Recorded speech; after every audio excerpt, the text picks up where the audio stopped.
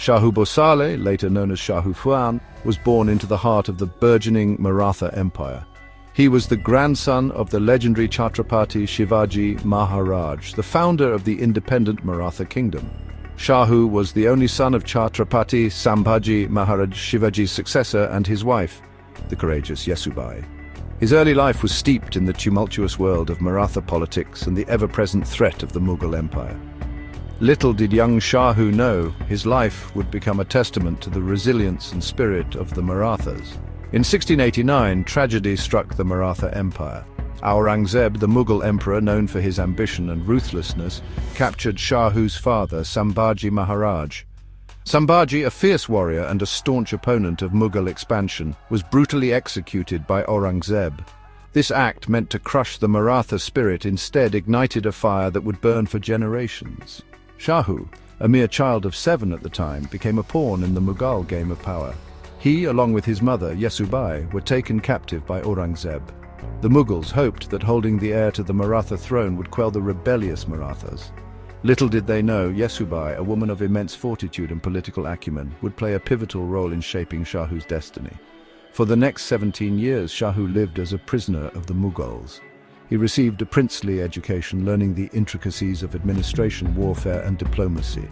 However, his captivity was a gilded cage, a constant reminder of the lost throne and the struggle of his people. Throughout this ordeal, Yesubai instilled in him a deep understanding of Maratha culture, the sacrifices made by his forefathers, and the importance of reclaiming his birthright. This period of confinement, though difficult, would prove to be a crucial learning experience, shaping him into the leader he was destined to become. In 1707, the political landscape of India shifted dramatically with the death of Aurangzeb. The Mughal Empire, already weakened by years of warfare and internal strife, plunged into a succession crisis. This presented a golden opportunity for the Marathas, and Yesubai seized it with both hands. She negotiated the release of her son Shahu, now a young man of 24, understanding that his presence in the Deccan was crucial for uniting the Marathas against their common enemy. Shahu's release was not a benevolent act by the Mughals. They hoped to use him as a puppet ruler, a means to control the restive Marathas. However, they underestimated Shahu's ambition and the loyalty he commanded amongst his people. Upon his return to the Deccan, Shahu was greeted with a mix of jubilation and skepticism. While many celebrated the return of their rightful king, others questioned his loyalty after years of Mughal influence. Adding to the complexity was the rise of Tarabai, Shahu's ambitious aunt and the regent for his cousin, Shivaji II. A power struggle became inevitable. Shahu, backed by the powerful Maratha Sardars, and Tarabai, fiercely independent and unwilling to relinquish control, clashed in a series of battles and political maneuvers. This internal conflict, while weakening the Marathas in the short term, allowed Shahu to prove his mettle. He displayed remarkable political acumen, forging alliances and consolidating his power base. His victory in the Battle of Khed, 1700, against Tarabai's forces marked a turning point, solidifying his claim to the Maratha throne.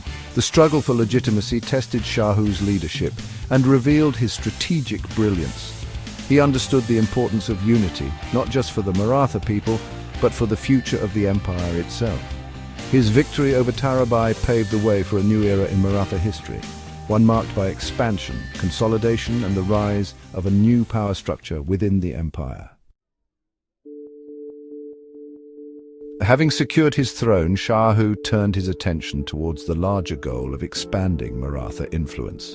He understood that the Mughal Empire, though weakened, was still a formidable force. To challenge Mughal dominance effectively, he needed a strong and efficient administration. It was during this period that Shahu made a decision that would have far-reaching consequences for the Maratha Empire, the appointment of Balaji Vishwanath Bhatt as the Peshwa, or Prime Minister, in 1713. The Peshwa, historically a relatively minor position, was transformed under Shahu's reign. He recognized Balaji Vishwanath's administrative brilliance and his deep understanding of the intricacies of power. Shahu empowered the Peshwas, granting them significant autonomy in managing the day-to-day affairs of the empire, from revenue collection to military campaigns. This strategic decision freed Shahu to focus on broader issues of policy, diplomacy, and the expansion of the Maratha Confederacy. Balaji Vishwanath, and later his even more influential son, Baji Rao Surds, proved to be brilliant administrators and military strategists. Under their leadership, the Maratha Empire flourished. They expanded the Maratha sphere of influence, securing crucial victories against the Mughals and other regional powers. The Peshwas implemented innovative revenue systems, strengthened the Maratha army, and established a robust administrative framework that would become the backbone of the empire for generations to come. Shahu's decision to elevate the Peshwas, though initially driven by pragmatism, had profound implications. It led to a gradual shift in the power dynamics within the Maratha Empire.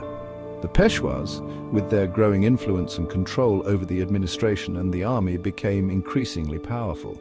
While Shahu remained the titular head of the empire, the seeds of Peshwa dominance were sown during his reign. Shahu I, the grandson who emerged from the shadow of Mughal captivity, proved to be a ruler of immense consequence. He reigned for 41 years, a period marked by both challenges and triumphs.